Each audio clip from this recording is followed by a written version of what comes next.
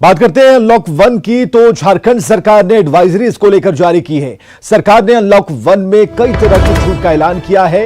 नई एडवाइजरी के तहत अब शहरी नगर निकाय क्षेत्रों में घड़ी, mobile, jewellery, motor workshop, home delivery के जरिए रेस्टोरेंट की सुविधा, call centre, IT, hardware product, बिजली दुकान, चश्मे की दुकान, रसोई घर के सामान की दुकानें, इसके साथ फर्नीचर समेत कई प्रतिष्ठानों को खोलने की इजाजत दी है, अनुमति दी है।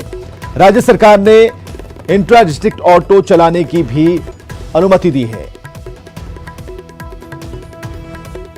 तो अनलॉक हुआ झारखंड और किस किस को मिली है छूट, ये हम आपको दिखा रहे हैं।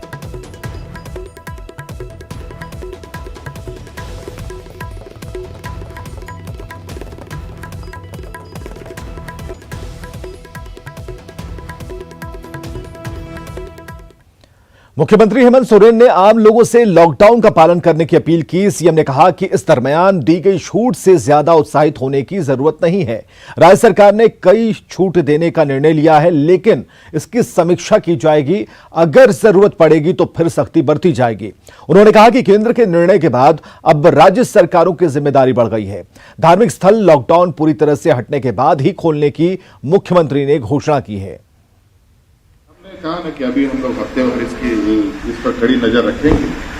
मैंने पहले भी कहा ये निर्णय ये नहीं कि अब ये खुला तो अब खुला रहेगा, बंद नहीं। ये निर्णय फिर इस निर्णय पर पूरा विचार होगा। अभी हम लोग इस पर पूरा क्लोज मॉनिटरिंग करेंगे, इस निर्णय पर और इस गतिविधि पर। तो अनलॉक 1 में ऑटो चलाने की छूट मिलने से ऑटो चालकों में खुशी की लहर है। ऑटो चालकों ने फैसले की सराहना की और सरकारी निर्देशों के पालन की बात कही। हालांकि ऑटो चालकों ने मास्क, सैनिटाइजर और ग्लव्स जैसी जरूरी चीजों की मांग की है। ऑटो चालकों से बात की न्यूज 18 संवाददाता ओम प्रकाश ने। प्रदेश सरकार द्वारा अब राजधानी की सड़कों या फिर प्रदेश के अन्य हिस्सों में ऑटो और ई रिक्शा को चलने की इजाज़त दे दी गई है। फिलहाल हम दिखाना चाहेंगे राजधानी रांची का ये नज़ारा, जहां पर ऑटो चालक जो हैं वो पैसेंजर का इंतज़ार करते हुए नज़र आ रहे हैं। इतने दिनों से जारी लॉकडाउन के दौरान इन लोगों के द्वारा फिलहाल जो व्यवसाय था पूरी तरह से ठप पड़ गया था, लेकिन अब सरकार की तरफ से ये इजाज़त मिलने से इन पर खुशी ज़रूर है और इनसे भी जानने की कोशिश करते हैं।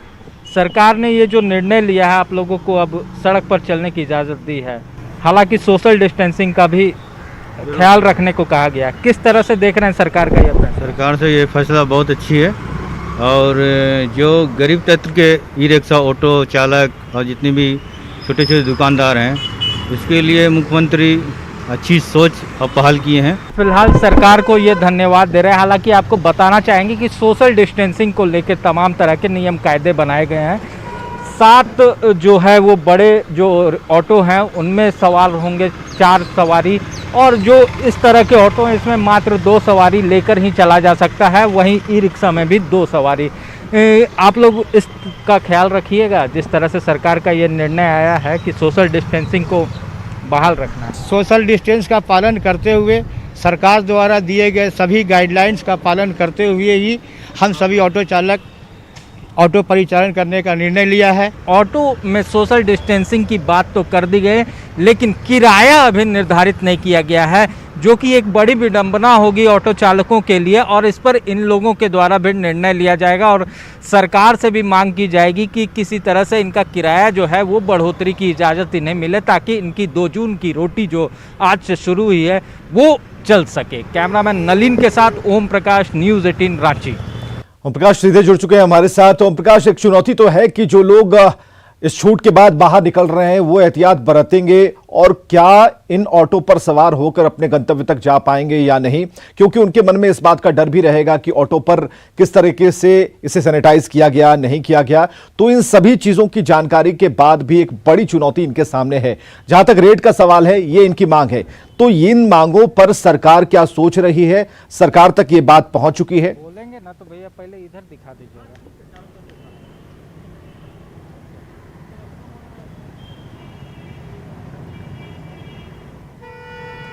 ओम प्रकाश, क्या आप हमें सुन पा रहे हैं?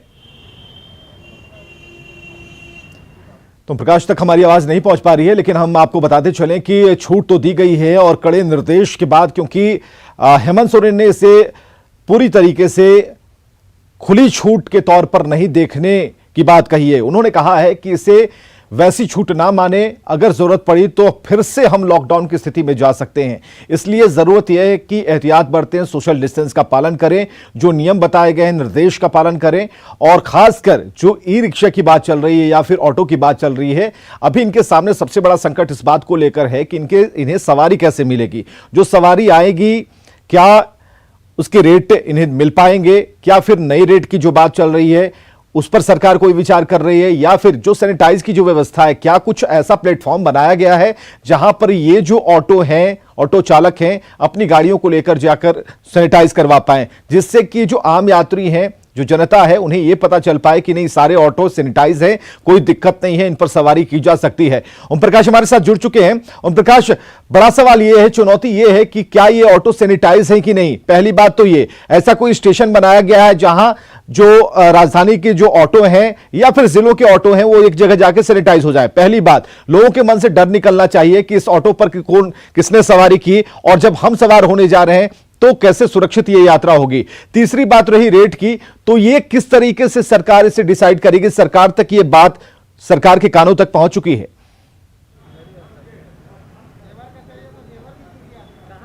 विवेक, बता दें कि ऑटो को लेकर तमाम तरह के दिशा निर्देश जारी कर दिए गए, लेकिन सबसे बड़ी समस्या यह है कि ऑटो चालकों के पास सैनिटाइजेशन को लेकर कोई भी अब तक जो है वो व्यवस्था नहीं है। सैनिटाइजर के लिए वो लगातार परिवहन विभाग से बातें कर रहे हैं और अब तक कोई वैसा सैनिटाइजर चेंबर नहीं बना है जहां पर जाकर ऑटो को सैनिटाइज किया जा सके। हालांकि सोशल डिस्टेंसिंग की पालन करने की बात ऑटो चालक संघ द्वारा लगातार की जा रही है, लेकिन जो अहम बातें हैं वो किराए को लेकर है। किराए को लेकर ऑटो संघ ने कल भी बैठक की है और लगातार बैठकों का दौर जारी है और सरकार तक ये मांगे भी पहुंचा रही है। हालांकि सरकार के द्वारा फिलहाल इस पर कोई निर्णय नहीं लिया गया है कि ऑटो का किराया बढ़ेगा या नहीं बढ़ेगा। हालांकि जो ऑटो चालक हैं वो सरकार की सराहना जरूर कर रहे हैं कि भले 2 महीने बाद, लेकिन कोरोना से संक्रमण के बीच में उन्हें जो राहत दी गई है उसके लिए वो सरकार को धन्यवाद दे रहे हैं। तो इस तरह की तमाम व्यवस्थाएं हैं। सड़कों की अगर बात की जाए तो सड़कों पर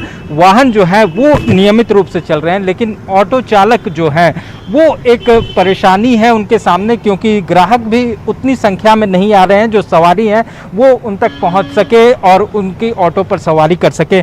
वहीं सरकार के लॉकडाउन जो अभी डिसाइड किया गया उसके बाद कई दुकानें जो हैं वो शहर की खुल चुकी हैं। आपको दिखाना चाहेंगे कि बाज़ारों का हाल भी, और घड़ी की दुकान हो, इलेक्ट्रॉनिक्स या फिर अन्य जो किताब कॉपी की दुकान तो पहले ही खुल चुकी थी, लेकिन साइकिल वगैरह की दुकान, तमाम तरह के इलेक्ट्रॉनिक उपकरणों की दुकानें अब खुल चुकी हैं और ग्राहकों के लिए यहाँ भी तमाम तरह के जो उपाय हैं वो किए जा रहे हैं ताकि यहाँ पर सैनिटाइजेशन जो है वो बेहतर हो और लोग जो है वो यहाँ पर आने से अपने आप को सुरक्षित महसूस करेंगे। कुछ दुकानदार भी हैं, उनके साथ भी बातें करते हैं। किस तरह से आप लोग देख रहे हैं जो ग्राहक आएंगे, कितने सुरक्षित माहौल में वो यहाँ पर खरीदारी कर सकेंगे? हम लोग तो पूरा सोशल डिस्टेंस का फॉलो कर रहे हैं। जो भी ग्राहक आ रहे हैं उनको थोड़ी दूर में ही 1 मीटर की दूरी में रख रहे हैं। सैनिटाइजेशन का भी पूरा प्रबंध किए हुए हैं। जो सैनिटाइज़र मांगते हैं उनको सैनिटाइज़र भी देता हूं और दूर से ही मैं अपना कस्टमर को डील कर रहा हूं। हालांकि कस्टमर का फ्लो अभी बहुत कम है, इक्का दुक्का ही कस्टमर आ रहे हैं क्योंकि बाज़ार में भी वैसा रौनक आया ही नहीं। धीरे धीरे देखते हैं आगे क्या होता है। बहरहाल जो दुकानदार हैं वो अभी कस्टमर का भी इंतज़ार कर रहे हैं, क्योंकि जहां तक अगर बात की जाए कि ग्राहकों की, उनकी भी संख्या में कमी है, जो सड़कों पर निकल भी कम रहे हैं। लोग कोरोना संक्रमण का कहीं ना कहीं जो कहर है वो महामारी से अभी लोगों में बिल्कुल डरे हुए हैं। जागरूकता तो है, लेकिन उनके अंदर इस बात का भय है कि जो डिस्टेंस, सोशल डिस्टेंसिंग की बात की जा रही है, फिजिकल डिस्टेंस की बात की जा रही है, वो रहना बेहद जरूरी है। और ऐसे में जहां वो जा रहे हैं वहां इंतजाम है कि नहीं, इस बात का उनके मन में डर है और यह सवाल भी है। बहुत बहुत शुक्रिया ओम प्रकाश हमसे बातचीत के लिए।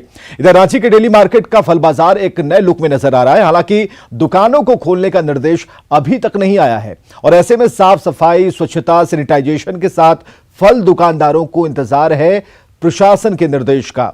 डेली मार्केट फल बाजार का जायजा लिया हमारे सहयोगी संजय सिन्हा ने। गलियां हैं रांची डेली मार्केट के फल बाजार की आज कुछ बदली सी। हालांकि प्रशासन की ओर से इन्हें खोलने का आदेश नहीं मिला है, लेकिन गलियों को साफ सफाई, स्वच्छता और पूरी तरह से सैनिटाइज किया गया है। तो हम लोग ने इस बात की सहमति बना लिया है कि 40% दुकान खुलेगी, उसका अनुमति जैसे आता हम लोग खोलने का प्रक्रिया को चालू करेंगे। और हम लोगों ने तमाम चीज़ों को जो है बहुत अच्छे तरीक़े से डेली मार्केट को साफ़ सफाई भी करवा दिए हैं और कंपलसरी कर दिए। कोई भी दुकानदार बिना मास्क बिना हैंड ग्लव्स का नहीं बैठेगा। अगर वो बिना मास्क का बैठता है तो उसका एसोसिएशन की तरफ से 500 फाइन होगा। और हर दुकान में सैनिटाइजर जो है कंपलसरी एकदम उसको रखना है। तो आप देख सकते हैं किस तरह एक तरह का सोशल डिस्टेंसिंग का एक घेरा भी बनाया गया है कि चूंकि गलियां तंग हैं और दुकानदार जो बैठेंगे अपने दुकान में तो कम से कम कुछ दूरी उनके और ग्राहकों के बीच में हो। और रांची के डेली मार्केट के फल दुकानदारों को इंतजार है प्रशासन के उस आदेश का कि जैसे ही वो निर्देश मिले और इनकी भी रोजी रोटी चल पड़े। रांची के डेली मार्केट से कैमरामैन संजय सिंह के साथ संजय सिन्हा, न्यूज 18 रांची। लॉकडाउन की वजह से टले झारखंड के राज्यसभा चुनाव की नई तारीखों का ऐलान हो गया है। झारखंड में राज्यसभा की 2 सीटों का चुनाव 19 जून को होना है। इस चुनाव में जेएमएम से शिबू सोरेन, बीजेपी से दीपक प्रकाश और कांग्रेस से शहजादा अनवर मैदान में है। और इस चुनाव में जेएमएम के शिबू सोरेन की जीत जहां पक्की है, वहीं दूसरी सीट के लिए बीजेपी के दीपक प्रकाश और कांग्रेस के शहजादा अनवर के बीच मुकाबला है। अभी वर्तमान में झारखंड विधानसभा की सदस्य संख्या 79 है और ऐसे में एक सीट पर जीत के लिए पहली वरीयता के 27 वोट चाहिए। इसे देखते हुए आजसू के साथ बीजेपी को भी जीत की उम्मीद दिख रही है। वहीं कांग्रेस और जेएमएम ने राज्यसभा चुनाव में जीत का दावा किया है। तो झारखंड की 2 सीटों पर चुनाव होने हैं। 19 तारीख को वोटिंग होगी। 19 जून को 2 सीटों के लिए चुनाव होंगे। झारखंड मुक्ति मोर्चा से शिबू सोरेन की जीत पक्की लग रही है। दूसरी सीट पर कांटे की टक्कर की पूरी संभावना है। दीपक प्रकाश और शहजादा अनवर के बीच सीधा मुकाबला है। एक सीट पर जीत के लिए 27 वोटों की जरूरत होगी। दूसरी सीट पर कांग्रेस और बीजेपी आमने सामने हैं। दूसरी सीट पर बीजेपी भी जीत सकती है। बीजेपी को सहयोगी आजसू के वोट का भरोसा है और इसके अलावा कांग्रेस के शहजादा अनवर मुकाबले में खड़े हैं। तो मुख्यमंत्री हेमंत सोरेन भ्रष्टाचार के खिलाफ एक्शन मोड में हैं। मुख्यमंत्री ने धनबाद नगर निगम में करीब 200 करोड़ के एस्टिमेशन घोटाले की जांच एसीबी से कराने का निर्देश दिया है। वहीं जल संसाधन विभाग ने पिछले 3 साल के टेंडरों की जांच हाई लेवल जांच कराने को कहा है और जांच के आदेश को सही बताते हुए मंत्री मिथिलेश ठाकुर ने कहा कि इसे सियासी बदले की भावना से जोड़कर नहीं देखा जाना चाहिए। मामला कहीं से भी बीजेपी का मामला कहां से आ गया? इस पर अगर किसी भी अनियमितता की जांच हो रही है तो ये सरकार का जो क्रियाकलाप के अंदर आता है। सरकार कोई भी सरकार है और किसी भी विभाग के विषय में अगर जानकारी मिलती है कि इस विभाग में भ्रष्टाचार है, अनियमितता है, तो उसकी जांच कराने का विशेषाधिकार है माननीय मुख्यमंत्री को। झारखंड में कल कोरोना के 29 नए संक्रमित मरीज सामने आया और इसी के साथ झारखंड में कोरोना मरीजों की जो संख्या है 664 तक पहुंच गई है। कल सबसे अधिक पूर्वी सिंहभूम से 10 मरीज मिले हैं। कोडरमा से 4 कोरोना पॉजिटिव केस आए और इसके साथ हजारीबाग और धनबाद से भी 3-3 मामले सामने आए हैं। रांची, गढ़वा, लोहरदगा और सिमडेगा से 2-2 मरीज सामने आए। प्रवासियों के आने से राज्य में संक्रमण का मामला बढ़ता चला गया। झारखंड में 664 तक कोरोना मरीजों की संख्या पहुंच चुकी है। तो बढ़ता आंकड़ा चिंता का विषय है। झारखंड में लगातार बढ़ रहे हैं कोरोना के संक्रमित मरीज।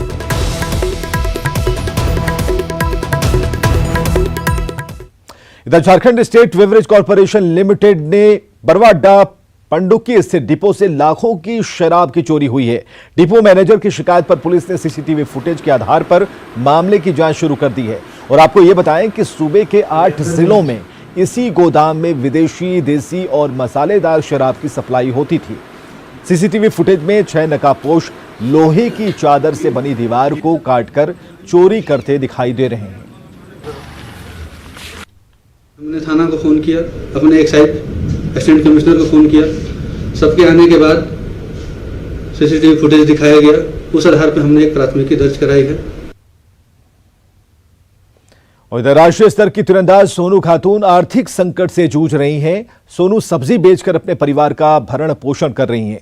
राष्ट्रीय स्तर की तीरंदाज प्रतियोगिताओं में भाग ले चुकी सोनू खातून ने कई पदक अपने नाम किए हैं। 2011 में सोनू ने पुणे में आयोजित 56वें राष्ट्रीय विद्यालय तीरंदाजी प्रतियोगिता में कांस्य पदक हासिल किया था, लेकिन आर्थिक तंगी के चलते वो अभ्यास नहीं कर सकी। इसके चलते उनके सपने टूटते नजर आ रहे हैं। वजह ये है सर कि हम लोग गरीब हैं और हमारे घर में पैसा नहीं है। मेरे पापा का ड्यूटी बंद हो गया है, मेरे पापा नहीं काम कर सकते। हम लोग 3 बहन हैं, इसीलिए हम यहाँ पे बैठ के सब्जी बेच रहे हैं। इधर गर्मी की दस्तक देते ही दुमका में पेयजल संकट गहराने लगा है। पहाड़ों पर बसे गांवों में स्थिति काफी भयावह है। शिकारीपाड़ा की सिमानीजोर पंचायत में लोग बारसाती नाले का पानी पीने को विवश हैं। यहां 5 साल पहले 2 चापानल लगाए गए थे, लेकिन दोनों पिछले कुछ साल से खराब पड़े हैं। लिहाजा लोग बरसाती नाले का पानी पी रहे हैं। न्यूज 18 की पहल पर डीसी ने कहा है कि जल्द ही दोनों चापानलों की मरम्मती करवाई जाएगी। 2 खराब है। कब से खराब? कब से खराब? 2 साल से। तो कैसे पानी लाते हैं? दरिया से पानी लाते हैं। कितना कष्ट होता है? कष्ट होता है, पहाड़ है, जंगल है। हम लोग यहाँ पानी का बहुत कष्ट है और यहाँ से करीब 1.5-2 किलोमीटर दूरी में है जोरिया। पहाड़ के बीच में रोड भी बहुत पत्थर है और हम लोग तो बाहर काम करने जाएंगे तो, लेकिन महिला लोग यहाँ नहीं ले जा सकते हैं पानी। तो अगर चापानल है तो हो सकता है डैमेज्ड है, इस वजह से लोग बाहर जा कर के पानी ले रहे हैं, तो उसका रिपेयर तुरंत किया जा सकता है। और यदि चापानल नहीं है तो वहाँ पे एक डीप बोरिंग का योजना भी लिया जा सकता है। हमारे जो टेक्निकल एजेंसी है, कहते हैं जल ही जीवन है, लेकिन शिकारीपाड़ा प्रखंड के अमड़ा डोहा गांव के चितान टोला की क्या स्थिति है, आज हम उसका नज़ारा आपको दिखाना चाहेंगे। आप देख सकते हैं यह जल स्रोत है यहाँ के लोगों के लिए। यह जोरिया है। जोरिया का स्थिति क्या है, कितना गंदा पानी है, इसका नज़ारा आप देख सकते हैं। लेकिन इन ग्रामीणों के लिए यही जल अमृत है। आप देखिए, जो पूरे गांव लगभग 12 से 15 घरों का यह टोला है और तमाम महिलाएं यहां पहुंची हुई है अभी पानी लेने के लिए। इन लोगों का दिनचर्या जो है सो पेयजल की तलाश में शुरू होती है। ज्यों-ज्यों गर्मी और बढ़ेगी यह भी जल सूखता जाएगा। देखिए, चारों ओर घने जंगल हैं, पहाड़ पर यह टोला बसा हुआ है। अकेले कोई भी महिला हो या पुरुष यहाँ आने का साहस नहीं कर सकता है, क्योंकि जंगली जानवर का भी खतरा है। लाख खतरा को झेलते हुए इन लोग यहाँ का गंदा पानी पीने को विवश है। आज़ादी के 7 दशक बाद भी अगर यह ग्रामीणों की यह दशा है तो यह राज्य सरकार के लिए बहुत बड़ी चुनौती है, जो इनको स्वच्छ पेयजल उपलब्ध कराए। पंचम कुमार झा, न्यूज़ 18 दुमका। उधर देवघर में जल संकट गहराया हुआ है। ग्रामीण क्षेत्रों में सैकड़ों की संख्या में चापानल खराब हैं, लिहाजा लोगों को पानी के लिए भटकना पड़ रहा है। जल मीनारें तो शोभा की वस्तु बनकर रह गई हैं। मोटर खराब होने से लोगों को इनका फायदा नहीं मिल पा रहा। हालांकि विभागीय अधिकारी मानने के लिए तैयार नहीं है कि इस जिले में जल संकट जैसी कोई समस्या भी है। सर, ये पाताल बोरिंग है। 4 साल पहले बोरिंग हुआ था, इसके बाद ये अपने ऑटोमेटिक जो है ख़राब हो गया चलते चलते। और ये हाट बाज़ार बगल में है। बहुत ही पानी का हम लोग को परेशानी हो रहा है। अगल बगल में और भी चापाकल नहीं है। हम पीएचडी वाले से बात करेंगे और अविलंब जितना भी चापाकल बंद है, ख़राब है, उसकी मरम्मती कराएंगे। यदि पीएचडी असमर्थ हो जाता है तो अपने विधायक फंड से कराएंगे। उधर राज्य के कई जिलों में गहरा रहे पेयजल संकट के बीच एक अच्छी खबर है। मानसून ने निर्धारित समय पर केरल में दस्तक दी है। मौसम विभाग के मुताबिक 15 जून तक मानसून झारखंड में दस्तक देगा। मौसम केंद्र के मुताबिक झारखंड में इस साल मानसून की बारिश सामान्य होगी। जून, जुलाई और अगस्त में अच्छी बारिश होने की संभावना है। मौसम विभाग के मुताबिक अगले 5 दिन तक राज्य में मौसम सुहाना रहेगा। आसमान में बादल होंगे, तेज हवाएं चलेंगी और बारिश के चलते तापमान भी कम रहेगा। 5 जून है जो केरला में मानसून ऑनसेट हुआ है आज, जो बिल्कुल नॉर्मल डेट में पहुंचा है केरला में, क्योंकि 5 जून मानसून ऑनसेट का नॉर्मल डेट है। और हमारा जो झारखंड है, झारखंड में लगभग 15 दिन लगता है केरला से ऑनसेट होने के बाद। तो हम लोग एक्सपेक्ट कर रहे हैं लगभग 15 जून हमारा झारखंड में आ जाएगा। और आगे खबरें लगातार जारी हैं, बने रहिए हमारे साथ।